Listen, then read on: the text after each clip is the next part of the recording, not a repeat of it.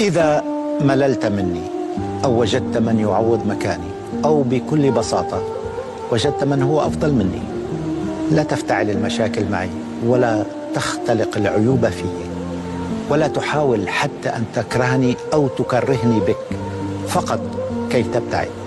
بكل بساطة صارحني، تجرأ وقلها في وجهي أن ما بيننا قد انتهى، فنرحل بود بدل أن نفترق على كراهية وعداء.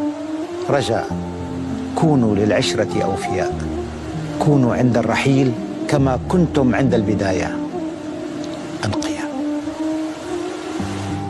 السلام عليكم ورحمة الله وبركاته. ازيكم حبايبي، عاملين ايه؟ يا رب دايما تكونوا بصحة وعافية وخير. فيديو جديد من محبتنا في اكلتنا، وتعالوا بينا بقى نشوف النهاردة احنا هنعمل ايه. الفيديو بتاعنا زي ما انتوا شايفين كده، هنعمل النهاردة فراخ مشوية، او يعني اوردر كده. لو هتشتريه من بره هتشتريه بمبلغ وقدره، بس طبعا احنا عملناه في البيت بطريقة سهلة وبسيطة. الفراخ دي احنا مربيينها في البيت. عملنا بقى سلطة ورز مبهر، يعني دلعناهم اخر دلع. زي ما انتي شايفة كده، الفراخ دي كانت مشوية على الفحم. وهنا بقى اللي قام بدور الشوي ابو اياد، بصراحة هو اللي قام بدور الشوي والتقطيع.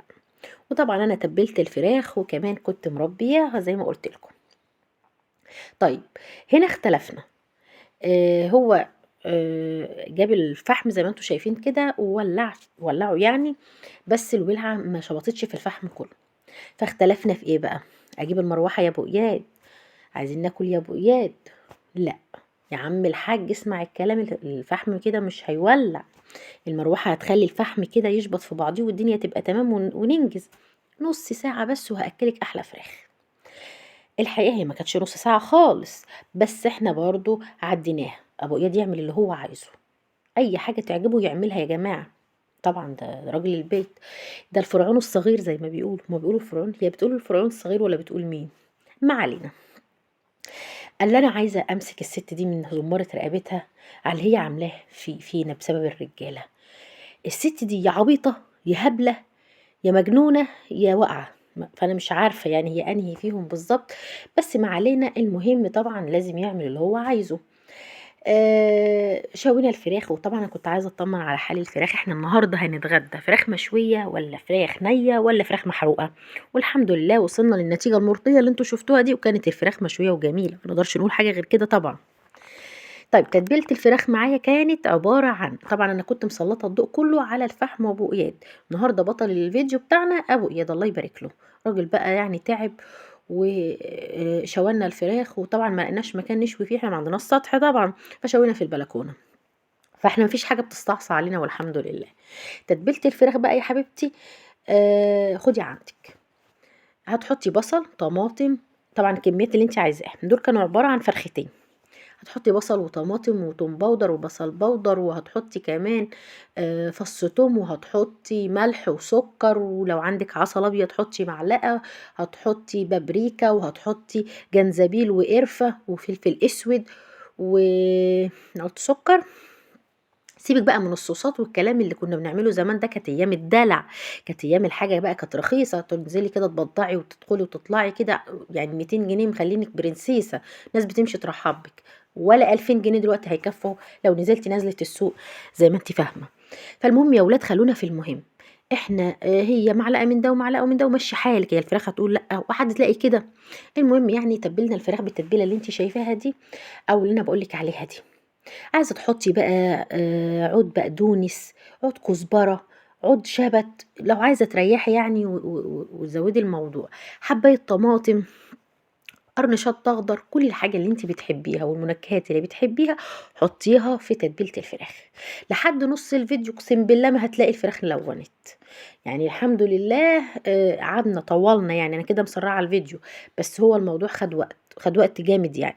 فمن مكاني هذا بقول لك يا ابو اياد ما تعرضنيش تاني، لان لو انت ولعت المروحه وبعد كده جبنا المروحه على فكره، بس طبعا ما ظهرتش في الفيديو. هي رجاله كده طبعا، يعني لازم تتعارض وتتعارض ودايما هما شايفين روحهم على حق، مش شايفين نفسهم غلطانين خالص. المهم ان احنا كنا الفراخ، النتيجه بصراحه كانت حلوه. فعشان كده بقول لكم يعني يعمل ما بداله. فالحمد لله شوينا الفراخ واكلنا والدنيا كانت تمام. فكرة الفيديو مش شوي الفراخ، كلنا بنعرف نشوي فراخ، كلنا بنعرف نعمل الرز المبهر، كلنا بنعرف نعمل سلطة وطحينة. الفكرة بقى في ان انت ممكن يهف عليكي تاكلي اكلة من بره، وانا بصراحة عدوة الاكل بتاع بره ده، لا في الغلا بحبه ولا في الرخص بحبه. وخاصة بقى طبعا في الغلا الدنيا ما بقتش مشكلة كميات، بقت مشكلة جودة، بقت مشكلة ضمير. انت ممكن تروحي تجيبي الفراخ دي وهي عالم بحالها نظامها ايه، فمش عايزة طبعا الا من رحم ربي. في ناس عندها ضمير والغلا ما بيفرقش معاهم، وفي ناس طبعا ربنا يعافينا منهم يا رب. فكانت الفكرة ان انا كنت قوي احب اكل بره ده لو هو كشري، بعشق الكشري قوي، احترمه بصراحة. فمن ساعة الغلا ده حتى كرهت ان انا اعمل ان انا اكله من بره. مش حتة بقى آآ اللي هو فلوس بس، يعني طبعًا دي حاجة مهمة إنِّك أنتِ طبعًا الحاجة دلوقتي بقت فارقة، يعني الأسعار بقت أنتم زي ما أنتم عارفين، ودي نقطة إحنا مش عايزين ندخل فيها عشان ما يعني أنتم فاهمين اللي فيها. فيا ولاد الدنيا حلوة وتمام، وإحنا عايشين والحمد لله. بس الفكرة في إنِّك أنتِ ممكن توفّري في بيتِك. طَب أوفّر إزاي في ظِل الغلاء الفاحش اللي إحنا فيه ده؟ والله أنا ما عارفة. بس أنا يعني هاقول لِك اللي أنا ماشية بيه، والله عرفتِ تعمليها خير وبركة، وفّرت معاكِ خير وبركة. أنتِ بتجيبي الفرختين تربيهم، طبعًا أنا عارفة إن العلف غالي والدنيا غالية وكده، يا أختي لحد بعد 20 يوم وكمّلي بعيش، كمّلي مع العلف طبعًا، بس يعني الكمية هتخف معاكِ. فهنا بدل ما تروحي تشتري فرخة، الفرخة 2 كيلو ب140 جنيه، وطبعًا أنتم عارفين فراخ المزارع.